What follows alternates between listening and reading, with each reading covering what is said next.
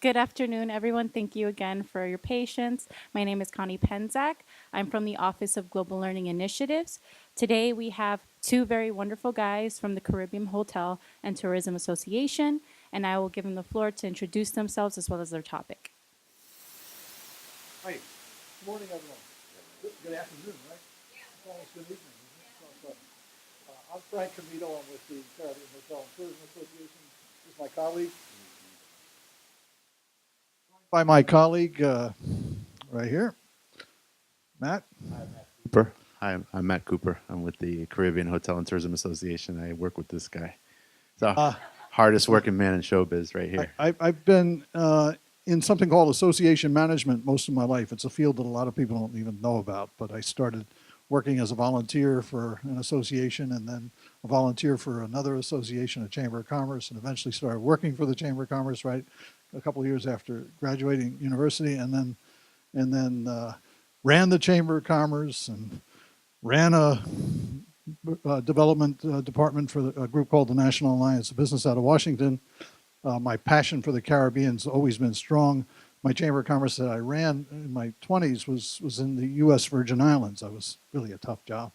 And then Washington, and then back to the Caribbean, where for 17 years I was I ran the tourism board and the Bahamas Hotel and Tourism Association. And then for the past 4+ years, been with the Caribbean Hotel and Tourism Association. This guy's going to tell you a little bit about himself. He's no stranger to this group here. Well, that's true. My name is Matt Cooper. I'm the Chief Marketing Officer for the Caribbean Hotel and Tourism Association. Thank you so much for having us and for being here. We'd love to celebrate our beautiful region and what we do for a living with you and everybody that'll listen. Great content that I've been able to call home for my career, my entire career. Started working in public relations for companies like Sandals Resorts and AM Resorts, now bought by Barceló Hotels and Resorts, and sold media for a long time, including places like the New York Times. I worked for the New York Times 7 years right here out of Miami and covered the Caribbean and Latin America for them. Condé Nast Publications as well. But I started before all that at FIU, figuring out what I wanted to do for a living, and had a hefty hand. Yeah, I still don't know, by the way, but it's working out okay so far. So, but yeah, I had a bucket of majors before I settled on communications, broadcast journalism. Thought I wanted to be on camera until I saw myself on camera, and that was like, oh my God, I don't want to do that anymore. But also worked with the newspaper here, The Beacon. Ended up being the editor. I got talked into doing that one night over lots of beer, and it was a really great experience for me. Also worked for the radio station here before it was FM. There's FM, it's on 3 frequencies now. It was a very closed circuit radio station. You could only hear it on campus, but I had a radio show, and it was a lot of fun. And it really, all of that stuff really helped shape who I am today and what I do. So thanks for listening. And what did this site look like, what was it, about 50 years ago, Matt? I'm still a Jedi in training, so no, wasn't 50 quite. But the library was 3 floors. I remember that. Graham Center was, it was 3 buildings, really. Graham Center, Primera Casa, PC, DM, and where I took photography. I don't remember the name of that building. And then they built the engineering building while I was here. And they had just installed all this outdoor sculpture work that you see around campus. It's part of the Martin Margulies collection. They just installed the Hammering Man. Anyway, it looked like a very different place than it does. I get lost here. I don't know Well, where. to put it in perspective, one of the reasons we're late is he couldn't find the place. So Well, yeah, the so parking. it's The changed quite a parking. bit. There's a parking is no joke here. No.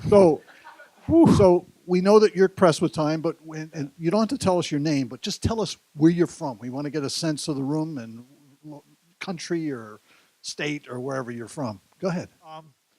Our business is tourism, and tourism is the most rapidly growing industry in the world today. In fact, its growth rate last year, I mean, its growth rate over the past 7 years has outpaced every other single sector, including information technology. This past year, it was only edged out by 1/10 of a point globally in its growth rate by manufacturing. So it's an incredible, but the neat thing about it, it's a global industry, and it brings together people from all over the world. And that's one of the reasons Matt and I love what we do working with the Caribbean Hotel and Tourism Association, because our visitors come from around the world. And it's such a way of breaking down barriers, understanding, creating understandings. I mean, there's so much power behind tourism. There's some great stuff on the United Nations World Tourism Organization's website that tells you about the transformational power of tourism. And I would encourage you to look at that. We're going to tell you a little bit about 11% of global GDP, by the way. By next year, 11% of global 11% GDP of global will be GDP. tourism. The biggest industry in the world and the largest employer, single employer. And it's not stopping. Yeah. It's people just love to travel. So it's great to see the international mix here, and it's all about, you know, what's going on transformatively in the world. In the Caribbean, it's by far the largest economy, part of our economy. Our organization is a private sector-led organization. We represent 33 destinations in the Caribbean basin. So we're anywhere from, I mean, Puerto Rico to Jamaica to Belize to we just added Cartagena to our mix, folks from Colombia here, and we represent them, and then we represent the all the major hotel brands, the Expedias of the world, and airlines, and all of that kind of stuff. So what it does for our economies is so important, and it's so important to our topic today, because when a disaster hits, it has major consequences. How many of you have been through a natural disaster? Okay. How many of them have been hurricanes? Keep your hands up. How many have been something else? Another type of natural disaster. Yes, what was it? Earthquakes. Yeah.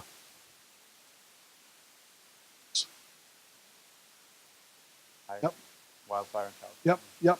No, it's and it's amazing because, I mean, not only does it disrupt lives and has you know, disastrous consequences for people in many instances, it disrupts economies. And in our business, it's so important to be able to bridge that gap as much as possible. And that comes from preparation. We're going to talk to you a little bit, and we're going to have you talk to us a little bit about preparation and then response as well, what happens in that. We have had to stop everything we do as an organization when a crisis situation hits, get off of our plan and go into a disaster mode plan, or crisis management, crisis aftermath type of planning. So it has dire consequences, but it's really also important to rebound as quickly as possible, and tourism is one of the best and fastest ways to rebound an economy. We'll talk about that. But that's what you see right there, the key tourism indicators in our region. Over 47 million, is that right, Matt? 47 million? Well, it depends on who you ask, but this is WTTC, World Travel and Tourism Council, so they count among this a certain number of countries and destinations that we may count more of as part of our fold, as part of the Caribbean. So this number doesn't count Cancun and Riviera Maya, which certainly is a Caribbean coast and is in Mexico. It may not also count for certain Central American country. I may not count for Cartagena and Santa Ana and all these. Right. So it's this is a light number. So there's more. So we think it's around 60 million, but when you look at the Caribbean basin, I've used that term. So that's what we've got. Out of that, 2.4 million jobs are tourism-related jobs. So it's quite pervasive, its impact. And then you put it down into the economy and the pockets of everybody, its economic impact is pervasive. So if you look right here, you'll see the Caribbean is one of the most tourism-dependent regions in the world. 6 of the top 10 countries most dependent on tourism for GDP are in the Caribbean globally. 8 of the top, in terms of employment, are from the Caribbean. So you see the major impact right there. British Virgin Islands, 98.5% of their GDP is related to tourism. So when a hurricane hits the BVI, my goodness, the impact is incredible. Well, their land-based tourism is still, accommodation sector still less than 50% to capacity to almost 2 years after the storms. So just an idea of, look at, the maritime economy, maritime tourism has always been the driving force of tourism in the BVI, but still less than 50% of their hotels are up and running. And on this slide, you'll see that it's tourism's total share of gross domestic product. In 2010 is the purple line, the green line is 2016. And you can see just about for every destination in the Caribbean that impact has been even greater. Now you might look at that and say, well, Cuba, Puerto Rico, it's not that big, but it's all relative because they have such a diversified economy. You have other kinds of things in Puerto Rico, all kinds of industries, but tourism is a key part of it as well. So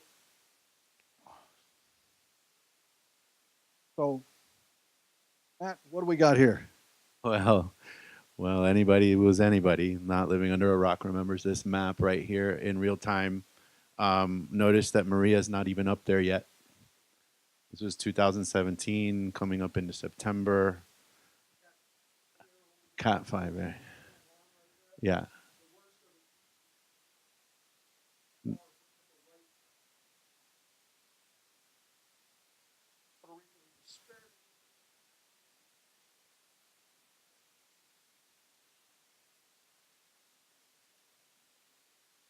And if you'll recall, these were very fast developing storms that intensified very, very quickly. We saw, was it Irma that we saw outside of Dominica first? Was a tropical storm when they went to bed, and a Cat 3 when they woke up. Was it? No, that was Dominica. Yeah, that was first, yeah. No, a tropical storm, wasn't it?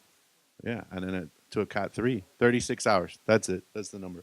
But anyway, this is when, a few days earlier, this is when our focus, our core sort of mission changed on a pivot. And so here, like I said, a few days before, because remember, these are very fast developing storms. Now all of a sudden we've got 4 on the radar, right? We got Katia over there doing her work. Irma, Jose, that I thought Jose was going to visit San Juan. Yeah, Jose ended up this way. And then Maria. Right, so Jose ended up kind of, for us, fizzling out, and then Maria coming through. A double wallop of Cat 5 storms. Unprecedented. Unbelievable damage. So how did we fare? That's our Caribbean basin right there. And if you look at it, that's a lot of countries and a lot of real estate. So basically, I mean, Bermuda's not on there. We consider, for tourism purposes, we consider Bermuda part of the Caribbean. That's much further north. But if you look at the northern Bahamas, the northwestern Bahamas, down to, say, Trinidad, maybe that gives you an idea of the geographic expanse of the Caribbean. What's that equivalent to, Matt? With Trinidad to where? Say Trinidad to Bahamas, to Nassau. Bahamas. What's that equivalent to? What, isn't it like Miami to Kansas or something like that? Yeah, Miami to... Would somebody map this out for us? Miami to just above New York City. Yeah. Well, how many people have kind of been watching a snowstorm and people are laying on the beach in Miami Beach? Right. That's amazing, right? All the time. Right. So let's put it in perspective. And I said that for a very important reason, because most of the population that knows the Caribbean doesn't know the geography of the Caribbean. And that's our dilemma in terms of recovery. Because I have been sitting in the northern Bahamas, where I lived for many years. I've been sitting on my porch looking at the sea as calm as could be, and the southern Bahamas was getting hit by a hurricane. And we've experienced that here in Florida as well. So the geography, the challenge for us from a public relations point of view. So the challenge is, and the topic today, how do we respond as quickly as possible? So before the hurricanes in 2017, we were experiencing an unprecedented year of growth. Air arrivals are purple, I guess that's purple, I can't tell. Room demand is green, and visitor arrivals are kind of like a fuchsia. Is that what, that's fuchsia? Thank you.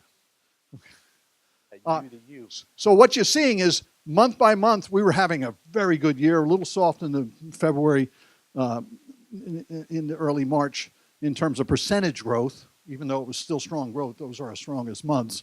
But you see what happened as soon as the hurricanes hit. Now, this is for the entire Caribbean. This is not for 7 destinations that were impacted directly by the storms. Remember, there's another 30 plus destinations. So 70% of the Caribbean, more than that, was untouched. But our arrivals to the entire region, the economies of the entire region, were affected because of consumer perception. And the headlines were coming out in the New York Times and all over the place. CNN, Caribbean walloped by historic hurricanes. And that impacted our economies very quickly in a strong way. So how do we deal with that kind of thing? As I said, 70% not in the path of the storms. The hurricanes exacted an estimated loss of nearly 3% of the total regional visitation when compared to the growth trends pre-hurricane. The hurricane season resulted in an estimated loss of almost 1 million Caribbean visitors just in 2017. And then we also had some impact, we're still having residual impact, not as strong. And those visitors would have spent close to $1 billion and supported almost 13,000 jobs. So the economic impact, and let's use the word, that's the real word, the socio-environmental economic impact of these things is amazingly damaging. So how do we mitigate that? That's our challenge as an industry. How do we, and as governments, how do we mitigate that impact? So you can see here the major hotel losses. In fact, I think Puerto Rico has about 95%, almost 95% of the room inventory is back completely. But USVI, on the other hand, is, on. well, I already touched on what happened in BVI. USVI still has their top 5 hotels down for the count. So it's Marriott, 500 rooms. St. John, Westin St. John has gone completely timeshare. Pineal Bay Bay may never come back. Right. That's a land deal with the federal government that may never get renewed. What's the Sugar Bay Beach Resort? That's 400 rooms, and the Ritz-Carlton's still down. Right. So that's just 2 years later. So this is almost 2 years later. Yeah. We're still, a little over a year and a half.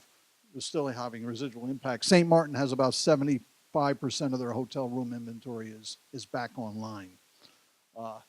So Dominica is much smaller, but Aguila's almost all there. Anguilla's just about all fully recovered. So now the good news is, and Turks didn't even make the radar here. So, Right. but Turks and Caicos was hit. But that points to a lot of different things. But in context of this, preparation way ahead out into the design phase of building, and then having a plan, a cohesive private-public sector plan where everybody's involved, including the citizenry, a private sector power grid you have to point to as well. It got power up very, very quickly. So a lot of things that are a lot of dynamic factors at play. so you can see here the long term. We invited the World Travel and Tourism Council to do some of this research that you're seeing here, and they looked at the tsunamis. They historically looked at the tsunamis and their impact, particularly in Thailand and some of the other areas on tourism. They looked at earthquake damage in a number of areas, and they've studied this stuff, and then they studied the Caribbean to give us an indication of how long it would take to recover from our hurricanes. There's a pre-crisis growth mode which we were on. We were on the 7th year of a continued upward growth for the industry. There's a best case scenario for rebounding, and then there's a base case gradual recovery scenario. So our challenge was to make that green, get into that green line.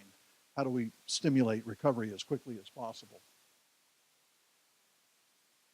And a 4-year recovery plan was forecasted by the WTTC a little over a year ago, and forecasted growth. And I'm really happy to say that we're, in 2019, we're just about closing those lines. So we're on a best case scenario, but that hasn't happened by chance. And that's what we wanted to talk to you about. We wanted to get your ideas. Now, what can be done? We just want to brainstorm a little bit with the group here. What can destinations do? What can industries do beforehand to mitigate the impact of a crisis situation? So building, planning, policies that promote sustainability. And sustainability, when I think of sustainability, and increasingly how we think of sustainability is in a much broader context. It's not just the sustainability of the environment, it's the eco-environment. It's the sustainability of the entire environment. So policies, practices that are much more sustainable, how you build better, how you build stronger, where you build, setbacks from the beach, protecting the dunes, protecting the reefs, all those kinds of things have impact. Because if the reefs are damaged, and by the way, our industry protects as much as we can because that's our livelihood. In the Caribbean, we've got a pretty strong mindset on that because if we ruin that, we're ruining what makes people want to come for the diving, the fishing, the beaches. What's that? Go ahead. Because personally in Puerto Rico, we fought a lot over, tourism and hotels wanting to be built there in the coastlines. And that's why I beg to differ on that statement, because our fights are usually against hotels wanting to be built on things that should be preserved. And once that environment is damaged, then there's no coming back to it.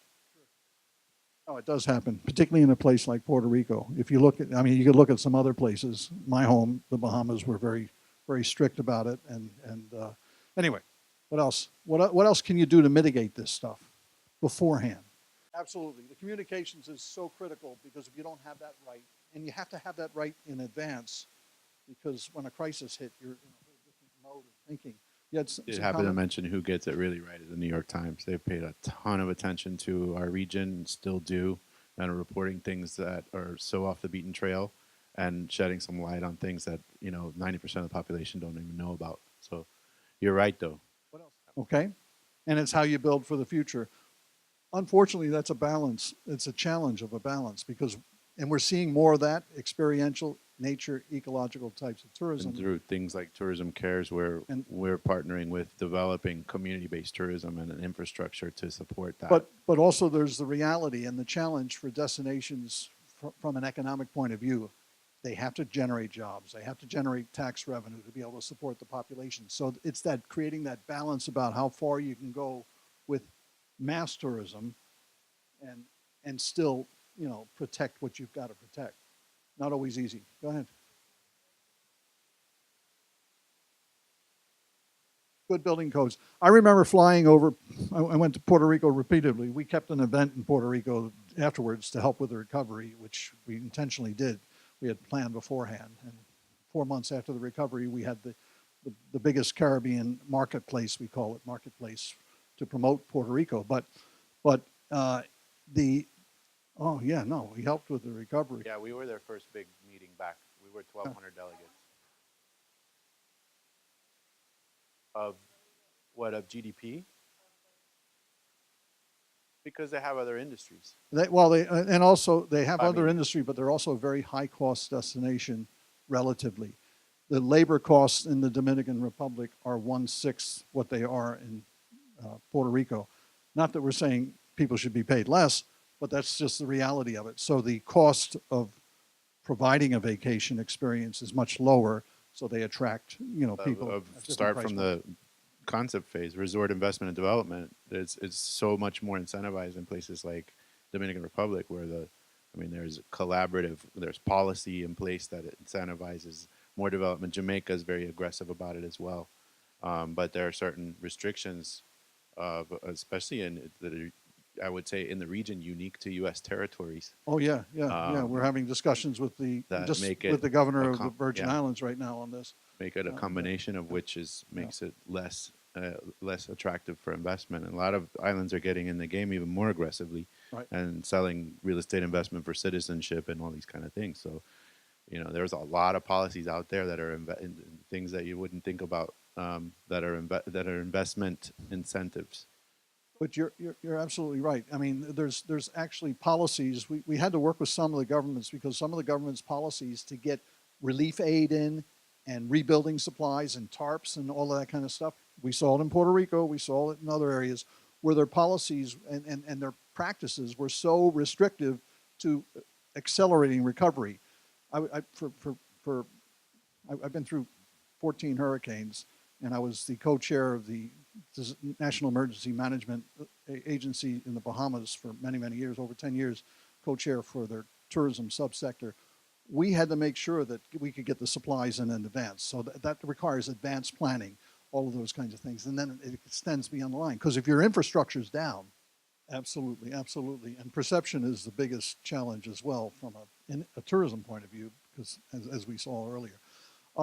So a lot of it comes down to planning as well. So when there are planning groups at the company level, and we'll share with you a little bit on that, but at the company level and then at the country level, if there are mechanisms and structures in place to be able to plan it more effectively, and you've thought that out in advance, you can counter and mitigate. What you're trying to do is mitigate the impact, recover as quickly as possible so that the economy starts rebounding. Mitigating an impact, and it's also being ready for the recovery. So in anticipation of, and not in its ideal, you're absolutely right, is a multinational effort. It's a multi-industry effort. It's a public sector, private sector collaboration, and it's involving the community as well. So in a place like the Caribbean, as you can imagine, that speaks English, Spanish, French, Dutch, has U.S. territories. They are all autonomous, independent governments or overseas territories of contiguous countries, or you're right. Yeah. So That's, do they all speak to each other? no, How do people get there? By air, by sea. There's no bridges by land. So how do they get? So are the airlines really talking to the collaborative? As the cruise lines doing that? Cruise lines are probably the, believe it or not, best example of they can rebound communicating quickly. with all of them and rebound very quickly. So we saw Your port's in good under shape. duress, we saw Ship can get in. supplies coming to, these islands early after impact, even moving people from one island who was stranded to another island, and it turned out they moved from St. Thomas to Puerto Rico, and then Maria came a week later. But whatever, the ideas, the intent was there. But it is a huge effort, to your point. Okay, unless there are any other comments, we can go to the next question out there. What can be done after the fact to speed up recovery? So we talked a little bit about what can be done before the fact. Okay, damage is done. There's all kinds of challenges going on. We want to speed it up. Here's some of the things that we've worked on, but what are some of your thoughts? What are some things that can be done after the fact? That's the Jones Act of 1920. Right. It's ridiculous, but anyway. Is there any reform pending? God, it's tied to so much, and it's so many. Tried for years to deal so with many it. overseas territories. It's tied to the petroleum industry. It's tied Shipping to industry, the shipping, U.S. it's shipping tied industry, to- the unions. So the answer is there's always a lobby out there against it. I don't think it's ever been strong enough. I mean, obviously, but if there is a deep analysis into this Jones Act, there's a lot of it that just shouldn't exist. Yeah. No, It's that's a whole class. Like that's it's a whole semester. it's really counter to I think. free trade, isn't it? Yeah. Okay. Yes. What can be done? Well, first of all, we have a policy. We establish a policy as an association, and many of our federation associations in the region have a policy on the hotel side in terms of how we deal with rates, what we recommend in terms of how we deal with hotel rates, and for cancellations, for rebooking, for someone who's needing to be involved in the recovery. And on the hotel side, you'll see that the rates are pretty darn stable. There's not really gouging going on. Part of the challenge with, because Matt and I actually had a meeting with American Airlines and had discussions, and where we basically said, what's going on here? You're charging $2,000 to go to St. Martin? What's And going they're on? like, look at that. And they make We're this, charging $2,000. They're like, of course, if we have 3 seats left and somebody has to go down in business, they know they're going to pay a premium. There is no sort of social conscience regard for fare. It's commoditized to the point where, so, but that. so the that quickest brings- thing that changes that, because then we started following what's going on. By the end of 2018, the amount of competition on the airline industry had grown so much. So once it's competition. So when the first guy back in there, they'll come in with a couple of humanitarian flights, but the rates are jacked up quite a bit. It's a supply and demand thing. They think they can get it, they'll get it. But it's strategic air planning on a good day, right? It's long-term planning. So now you see the likes of JetBlue now in 28 destinations or 29 destinations in the Caribbean. You see Southwest coming in. You see That's Southwest is that's what brings the aggressive. rates down. Spirit, So you- Spirit's got everybody else shaking in their boots because there goes the yield, right? But So in the case of St. Martin, competition, that's where it's healthy. they only had one major player coming in, and they were calling the shots. You know, so quickly as possible, rebound, get the competition in there, and the rates start adjusting. And our people are really our unsung heroes in all of this stuff. Absolutely. I mean, our people, I mean, many of them, I'll give you, I mean, Atlantis was one of our member hotels in the Bahamas for many years. I worked closely with all the everybody knows of Atlantis. Their customer satisfaction ratings, JD Power does satisfaction rate, they monitor everything. But their customer satisfaction ratings as a property are at their highest when a tropical storm or a hurricane hits. And that's why. Why is that happening? It gets back to their people mobilize themselves. They want to, hey, we're going to take care of the visitors. They have a whole plan. They're shifting how they're going to work around the clock. They bring them into confined areas, safe zones into the property. They have activities for them. They touch them in a whole different way, and that has a major impact. But to your point about engaging the community and empowering the citizenry, and that goes to a much larger lesson that needs to be taught much more comprehensively, that tourism is everybody's business, right? Because there are a lot of places that are very traditional thinking, want their kids to be bankers and lawyers, and working in the hospitality industry is subservient and serving people. So there's still some mentality like that out there. And so all these numbers that Frank brought up of socioeconomic drivers are very important to start teaching early education of the impact of tourism on everybody, and then integrating local industries and local businesses more into the tourism infrastructure is a big deal for us. So that's something not just that we can think of immediately before or after a natural disaster, but something that needs to be an ongoing strategy. We have FIU students that intern with us on occasion. And by the way, if anyone wants to talk to us about internship opportunities, please. But they are astounded at what they learn about the industry that they didn't know. There are over 1,000 different job classifications in tourism, over 1,000 different job classifications. Over 20% of them are supervisory or management and above. The salary levels are totally different than what they were, 20 years ago. So the industry has changed dynamically. So if you haven't considered it, it's worth a poke. There's a lot of data out online about it. So what did we do? We recognized right away something that we've been preaching forever, that the Caribbean is a brand.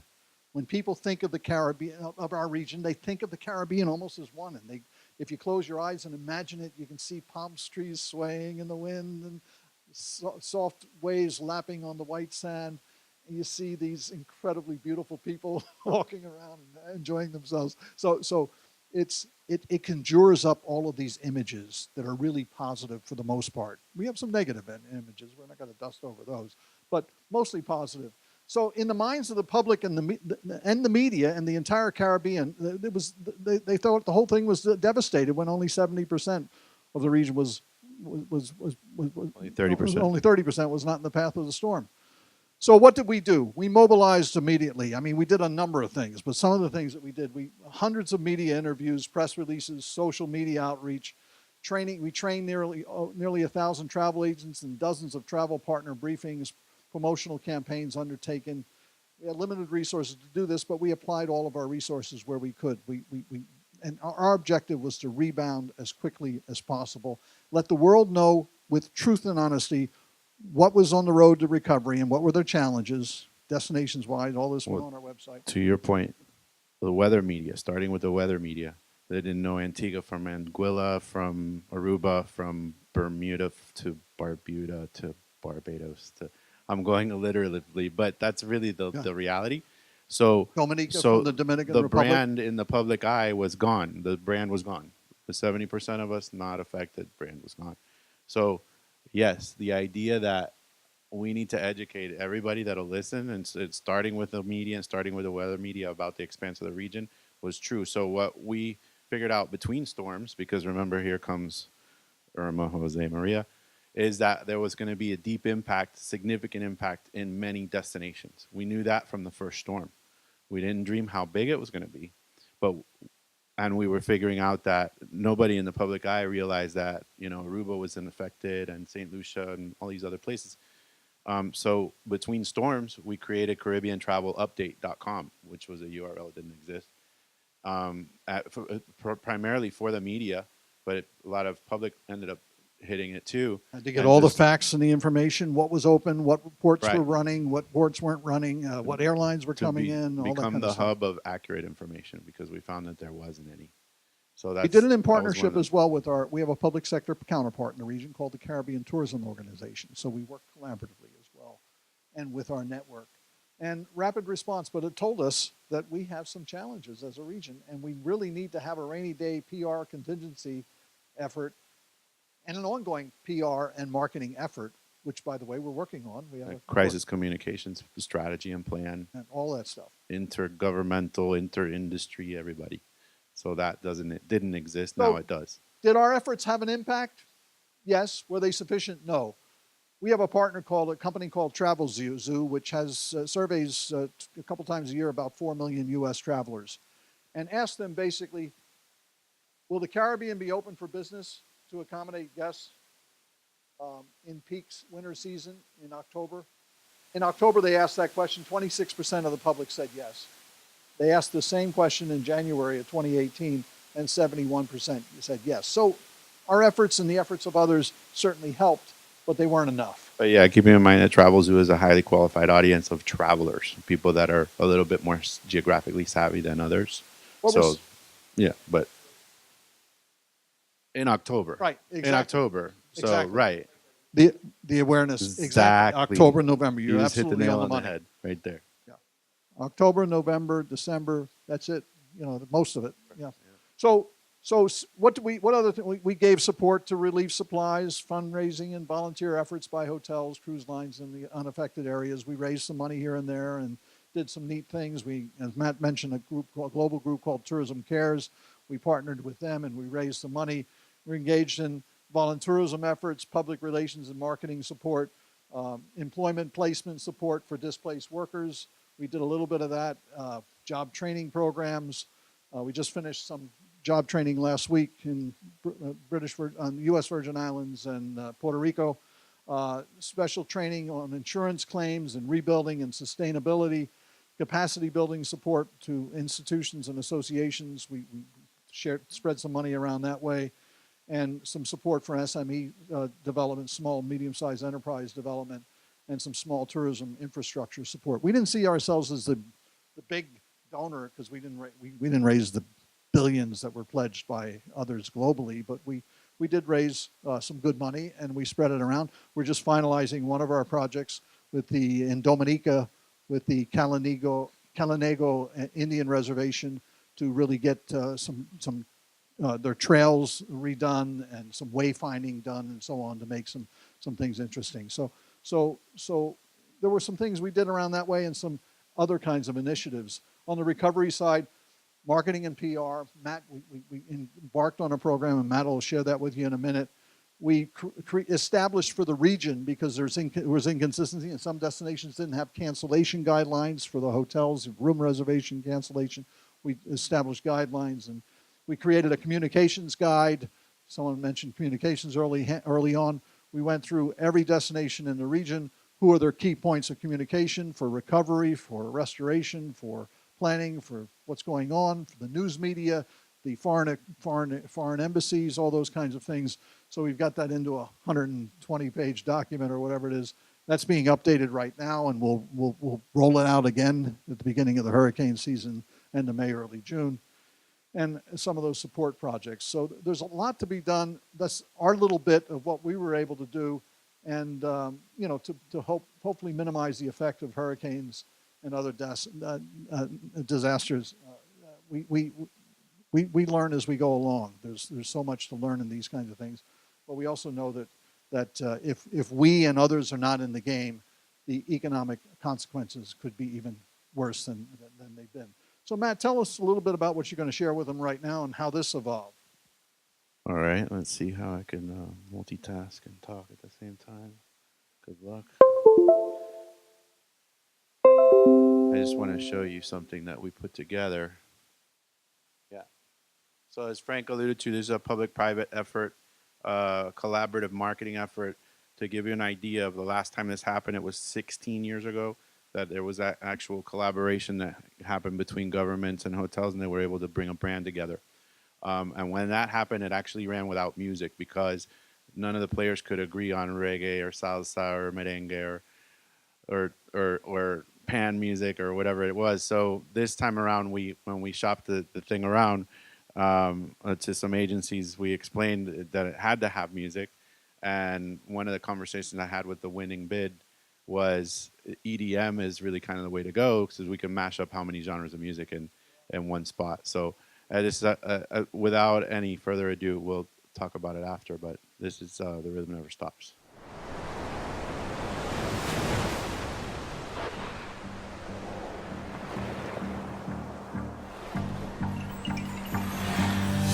Do you recall not long ago? All we did was care for each other. But the night was warm, we were bold and young. All around, the wind blows, we would only hold on to let go.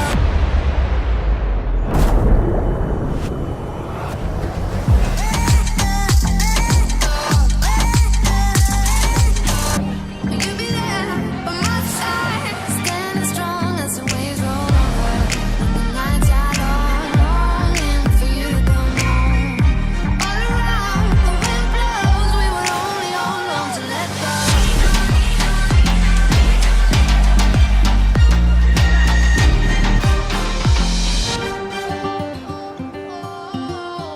Did you feel the rhythm of the Caribbean a little bit in there? Yeah. By the way, I was in Vietnam in the Bush Mountains, way up in the north part of Vietnam, about 3 weeks ago, and I heard that song. I was shocked. I was shocked. Anyway, Any other comments about the video,